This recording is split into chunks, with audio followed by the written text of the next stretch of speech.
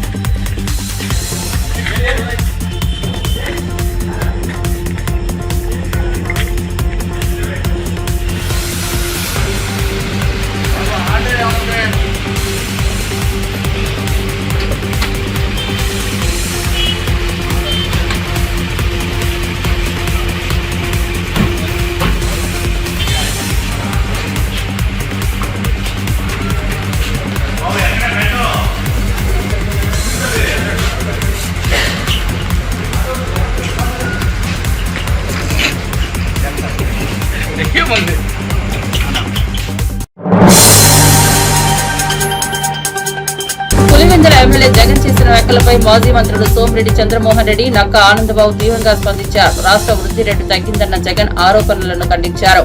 రాష్ట్రం 8.21% గ్రోత్ లో దేశంలో 2వ స్థానంలో ఉందని, ఇది కేంద్ర మినిస్ట్రీ ఆఫ్ స్టాటిస్టిక్స్ నివేదిక ఆధారమని వివరించారు. టీడీపీ అధికారంలోకి వచ్చి 11 నెలలైనా రాష్ట్ర వ్యవస్థలను తిరిగి ట్రాక్ లోకి తెచ్చామని తెలిపారు. 4,95,000 కోట్ల పెట్టుబడులు ఆకర్షించామని, రాయలసీమకే 3,19,000 కోట్ల పెట్టుబడులు వచ్చాయని తెలిపారు. జగన్ బ్రాండ్ సెలక్షన్లకు, మద్యం ప్రమోషన్స్ కు బాధ్యుడని ఆరోపించారు. జనం తప్పులు మర్చిపోరని, జగన్ తప్పుడు మాటలతో ప్రజలను మభ్యపెట్టే ప్రయత్నం చేస్తున్నారని ఆరోపించారు.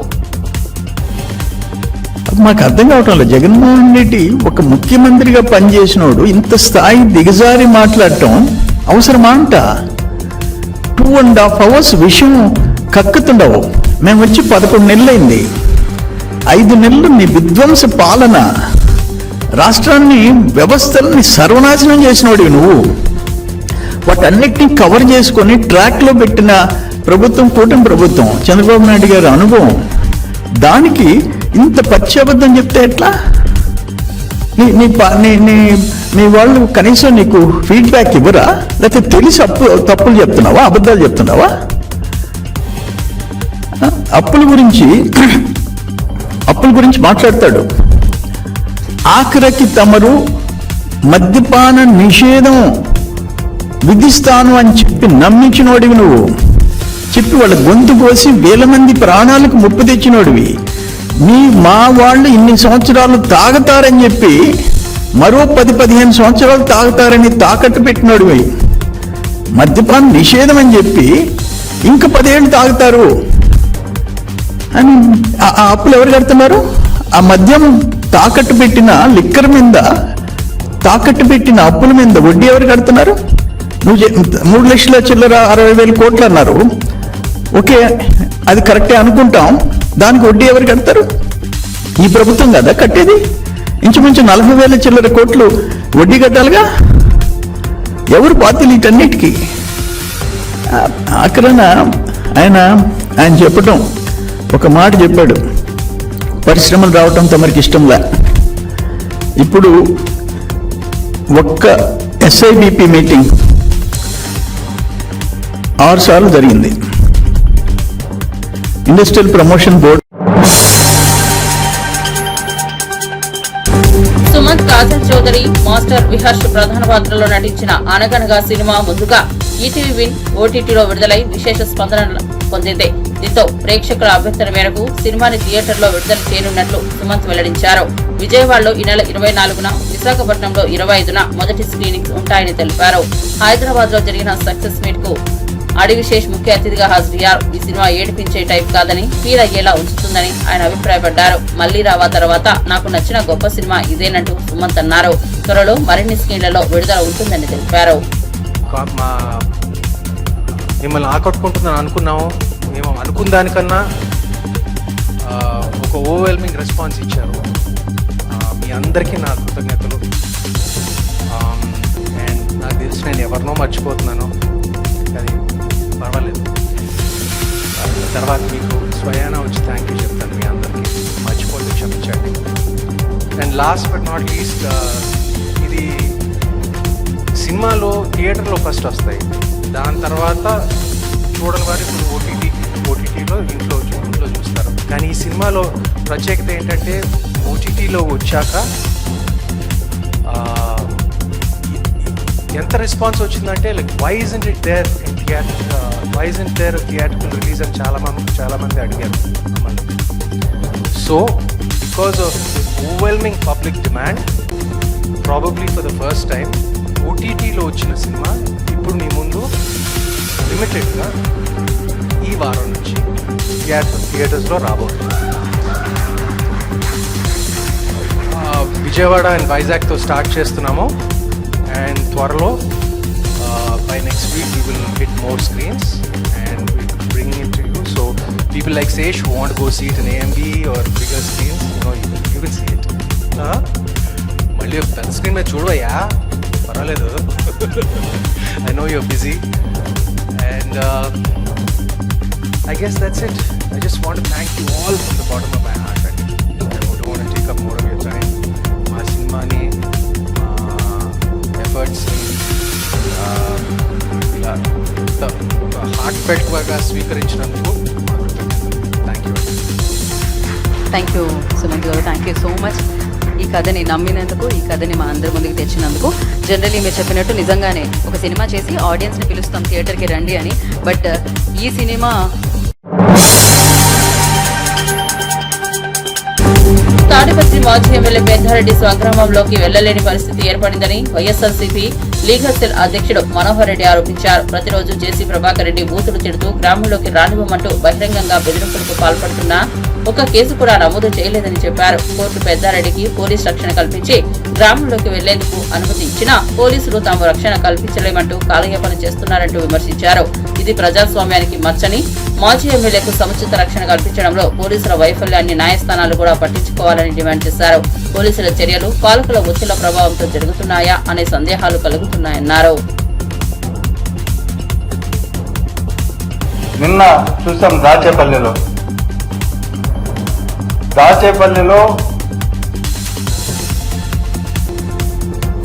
ఒక హరికృష్ణ అనే వైఎస్ఆర్సీపీ కార్యకర్త పైన అక్రమ కేసు బనాయించారు.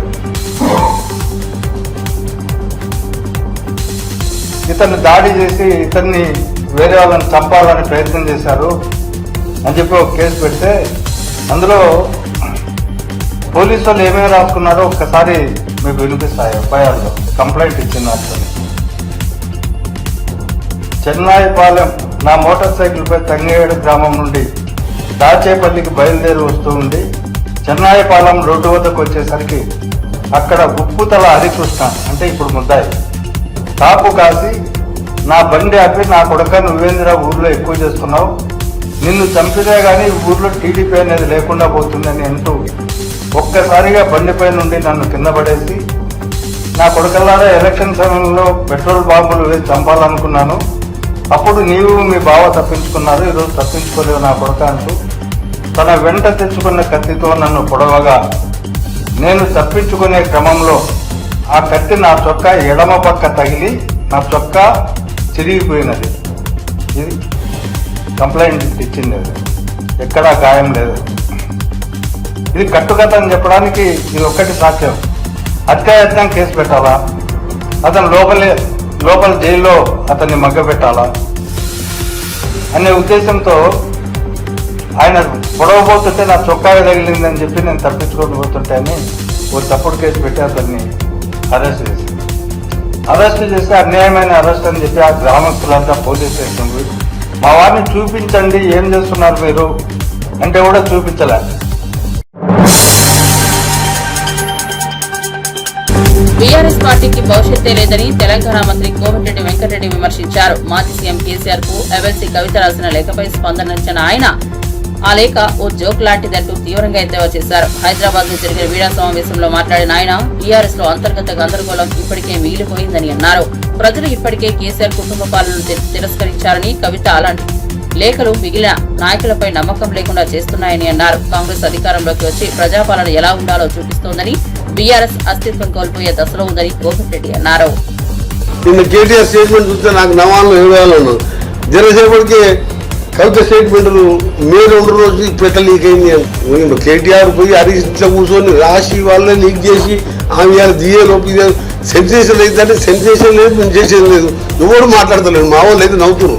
వాళ్ళే రాసిండు, వాళ్ళే చేసిండు. ముస్లిం ఓట్లకు క్యాండిడేట్ కేటీఆర్ హ్యాండ్ రైటింగ్ ఆమెతో ఆపించి పెట్టిపోయిండు.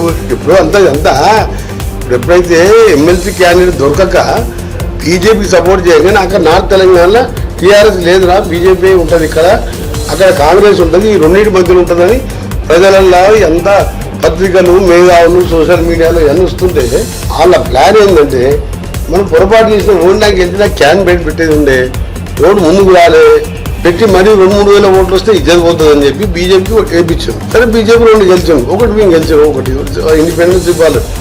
దానికి ఏం చేసిందంటే మనం బీజేపీ మనం ఒకటే అని ప్రజలకు ఏంది. సౌత్ తెలంగాణలో అయితే మా దగ్గర ఏ ఊర్లో బీజేపీ నానియరు, టీఆర్ఎస్ నానియరు, ఓన్లీ కాంగ్రెస్. కవిత ఒకవేళ వాళ్ళ కుటుంబ కలహాలతో బయటకు వచ్చి కాంగ్రెస్ పార్టీ చేస్తారంటే బయటకు వచ్చిన చంద్రబాబు మరి చెన్నారెడ్డి వచ్చిండు, చాలా మంది బయటకు వచ్చిండు, పెద్ద పెద్ద వాళ్ళు వచ్చిండు పోయిండ్రు. దుకాణాలు వస్తుంటే పని చేసుకుంటారు. కానీ కాంగ్రెస్ పార్టీ అధికారం ఉన్నా లేకున్నా ఈ చరిత్ర ఈ పార్టీ 2 సార్లు 16 మంది అది అవకాశం వచ్చిన చేస్తారంటే మీరు ఏమంటారు, చేర్చుకుంటారా? నా పార్టీలకు పోరు, ఏ పార్టీలకు పోరు. వాళ్ళు ఒకటే దగ్గర ఒకటే రూమ్లో కూర్చొని మాట్లాడుకుంటారు. రోజాల్లో కవిత, కేటీఆర్, హరీష్, కేసీఆర్, వినోద్ రావు, సంతోష్ రావు, ప్రతిమా శ్రీనివాసరావు, ఇది ఒక బ్యాచ్ ఉంది. వీళ్ళంతా ఈ దోసుకున్న బినామీలో పెడితే వాళ్ళు ఇస్తానంటలేరు. ఇది ఎట్లా పంచుకోవాలి? నువ్వు నీ పాలకు 1,00,000 స్క్వేర్ ఫీట్ వచ్చే అది అమ్ముకుంటే ఇప్పుడు 2,000 కోట్లు వస్తాయి. వాడు బినామీ ఎప్పుడు ఇచ్చినా నీ ఆధారం ఏందంటున్నావు. ఉదయం కూడా సగం మంది ఎగ్గొట్టిండు. ఆ టెన్షన్ ఈ ఉన్నదైన ఈ పంపకాలు కొట్లాడు తప్ప వేరే ఏం లేదు. జయశంకర్ భూపాలపల్లి జిల్లా కాళేశ్వరం పుష్కరాలకు భక్తులు భారీగా తరలి వస్తుండటంతో ట్రాఫిక్ జామ్ ఏర్పడింది. కిలోమీటర్ల మేర వాహనాలు నిలిచిపోవడంతో పుష్కర ఘాట్లను చేరుకునే భక్తులు తీవ్ర ఇబ్బందులు ఎదుర్కొంటున్నారు. కొంతమంది భక్తులు కాలినడకన ఘాట్ల వద్దకు వెళ్లాల్సిన పరిస్థితి ఏర్పడింది. ట్రాఫిక్ పూర్తిగా నిలిచిపోయిన నేపథ్యంలో పోలీసులు ఘటనా స్థలానికి చేరుకుని పరిస్థితిని అదుపులోకి తెచ్చే ప్రయత్నాలు ప్రారంభించారు. ట్రాఫిక్ అంతరాయం లేకుండా పునరుద్ధరించేలా ఏర్పాట్లు చేస్తున్నారని అధికారులు తెలిపారు. పుష్కరాల సందర్భంగా భక్తుల రద్దీ మరింత పెరిగే అవకాశం ఉండటంతో అధికారులు అప్రమత్తంగా ఉన్నారు.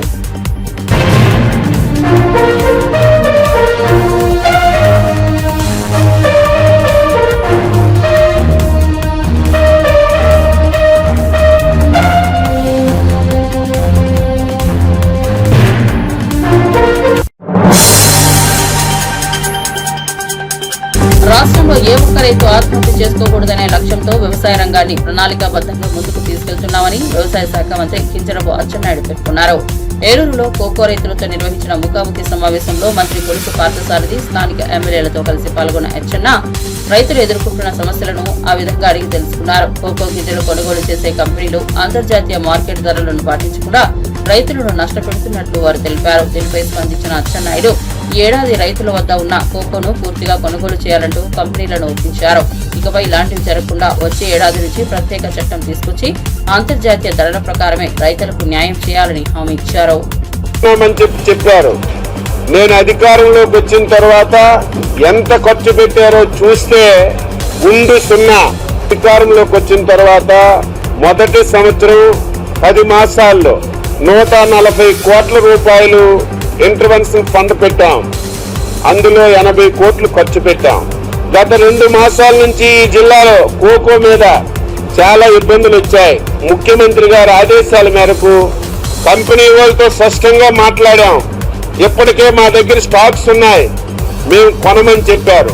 గట్టిగా వాదిస్తే మీరు చెప్పారు కాబట్టి కొంటాం, అది కూడా 450 కంటే ఎక్కువ కొనలేమని చెప్తే మేము చాలా స్పష్టంగా గట్టిగా చెప్పాం.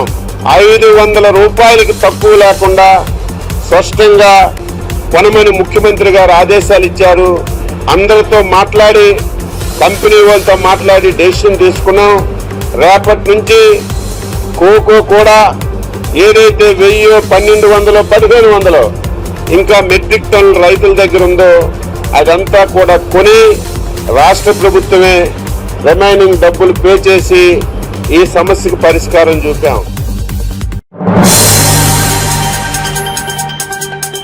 రాష్ట్రంలోని వేర్వేరు ప్రాంతాల్లో లంచాలు తీసుకుంటూ 3 ప్రభుత్వ అధికారులు అవినీతి నిరోధక శాఖ చేతికి చిక్కారు. హైదరాబాద్ లో GHMC Secunderabad zonal town planning లో అసిస్టెంట్ సిటీ ప్లానర్ లంచం తీసుకుంటుండగా పట్టుబడ్డారు. కామారెడ్డి జిల్లా జూనియర్ సివిల్ జడ్జి కోర్టులో పనిచేసే అసిస్టెంట్ పబ్లిక్ ప్రాసిక్యూటర్ కూడా లంచం తీసుకుంటూ అరెస్ట్ అయ్యారు. 3వ వ్యక్తి మెదక్ జిల్లా పెద్ద శంకరంపేటలో ఇన్ఛార్జి ఎంపీడీగా విధులు నిర్వహిస్తున్నారు. లంచం తీసుకుంటూ అధికారికంగా దొరికిపోయిన ఈ 3పై ఏసీబీ కేసులు నమోదు చేసి విచారణ ప్రారంభించింది. ప్రభుత్వ ఉద్యోగుల్లో అవినీతిబద్ధమైన వ్యవహారాలు వెలుగు చూస్తుండటంతో ప్రజల్లో ఆగ్రహం వ్యక్తమవుతోంది. కంప్లైంట్ వచ్చారు. అతను ఒక 2 బిల్డింగ్స్ ఇక్కడ కన్స్ట్రక్షన్ చేశాడు. వాటి కోసం ఆల్రెడీ మున్సిపల్ పర్మిషన్ 2022లో ఇచ్చారు. బిల్డింగ్ టోటల్ గా కన్స్ట్రక్షన్ అయిపోయాక ఓసీ కోసమని అప్లై చేసుకున్నాడు. అసిస్టెంట్ సిటీ ప్లానర్ ఇతన్ని మనీ కావాలని చెప్పి డిమాండ్ చేశాడు. ఒక్కొక్క బిల్డింగ్ కి 4 lakhs, total 8 lakhs rupees drive ఇవ్వాలని చెప్పి అతను అడిగాడు. అతను అంత ఇచ్చుకోలేదు. ఒక 4 lakhs చేస్తారు రెండింటికి కలిపి అని అతను రిక్వెస్ట్ చేస్తే కాదు 8 lakhs తప్పనిసరి ఇవ్వాల్సిందే అన్నాడు. 12వ తారీఖు నాడు ఈ అసిస్టెంట్ సిటీ ప్లానర్ విఠల్ రావు 4 లక్షల రూపాయలు తీసుకున్నాడు. 1 లక్షలు కావాలన్నందుకు లేదా ఇవ్వలేదు, ఈ 4 లక్షలతో చేయండి మీరు. ఇతను May 1st నాడు ఆ 2 కూడా రిజెక్ట్ చేసేసాడు. చేశాక మా దగ్గరికి May 1st నాడు మార్నింగ్ వచ్చి కంప్లైంట్ చేశాడు. ఈవినింగ్ నాడు 2 రిజెక్ట్ అయిపోయాయి ఇక్కడ నుంచి. ఆ విషయమై వైఎస్ఆర్సీపీ అధినేత జగన్మోహన్ రెడ్డి మద్యం కేసు విషయంలో ప్రధాన పాత్రధారేనని కడప జిల్లా జమ్మలమడుగు ఎమ్మెల్యే ఆదినారాయణ రెడ్డి తీవ్ర ఆరోపణలు చేశారు. మోసం, అబద్దాలు, దొంగ ప్రచారాల్లో జగన్ దిక్కా అని వ్యాఖ్యానించారు. మద్యం కుంభకోణంలో జగన్ జైలుకు వెళ్లడం ఖాయమని జోషి చెప్పారు. సిట్ విచారణపై అనుమానం ఉంటే ఎందుకు సిబిఐ విచారణ కోరలేదని ప్రశ్నించారు. నిజంగా తను నిరూపించుకోవాలంటే కేంద్ర దర్యాప్తు సంస్థతో విచారణకు సిద్ధమవ్వాలన్నారు. మద్యం కేసులో నిజాలు బయటకు వస్తే జగన్ పాలన ముసుగు తొలగిపోతుందని వ్యాఖ్యానించారు. మన చంద్రబాబు నాయుడు గారు ఉన్నప్పుడు 4.5 లక్ష, ఇప్పుడు 5.5 లక్ష. 5.5 లక్ష కోట్లు పెరిగి 10 లక్షల కోట్లకు చేరుకున్నాయి.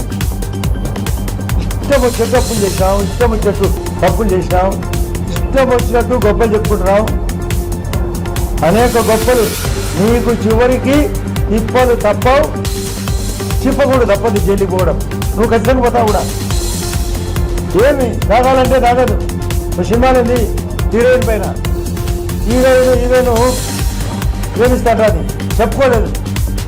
అప్పుడు పాట ఉంది, దాగాలంటే దాగదులే ఇది నిజములే అని. ఇక్కడ దాగాలంటే ఏం దాగదు, ఆగాలంటే ఆగదు. నీ వరకు ప్రయాణం బిగ్ బాస్ ఇదే, బిగ్ బాస్. ప్రతి దాంట్లో అంగడి, ప్రతి ఒక్కరూ వైఎస్ఆర్ పార్టీ అంగడి. ఈరోజు కూడా పేపర్లు వచ్చింది, మన సజ్జల రామకృష్ణారెడ్డి యొక్క ఫారెస్ట్ ల్యాండ్ గౌరవ కలెక్టర్ గారు తిరిగి వాపసు చేసినాడు. దేవిరెడ్డి శంకర్ రెడ్డి అనేవాడు కేసులో ముద్దాయిగా పులివెందుల్లో భూములు స్టాంప్ సింగాల మండలం తన సొంత ఊరు బెల్లబాగులో ఎక్కడ దొరికితే అక్కడ కబ్జా, భూ కబ్జాలు. మొత్తం ఇటువంటి క్యారెక్టర్ మరొకరిని విమర్శించే ఎక్కలేదు. తప్పులెన్ను వారు తమ తప్పులు ఎరగరు. జగన్ రెడ్డి చేసిన తప్పులు అసలు ఎవరికి సాధ్యం కాదు. ప్రపంచంలోనే ఎవరికి తెలియని విధంగా తప్పులు. ఏదో చెప్తున్నానంట, నా పేరు ఇదే అని, నా సంతకం ఇదే అని. నువ్వు సంత చేసినావు, వ్యవస్థను సంత చేసి నీ సంతకాలేమి ఎవరికి తెలియదు. నీకు అందరు చెప్తాను, బాసు కోసమే, బాసు చెప్పించనే చేసినామని ఓపెన్ డేటా చెప్తున్నారు. అసలు పత్రికలో చూస్తే ఆ డేటా దాదాపు 4 లక్షల ఐటమ్స్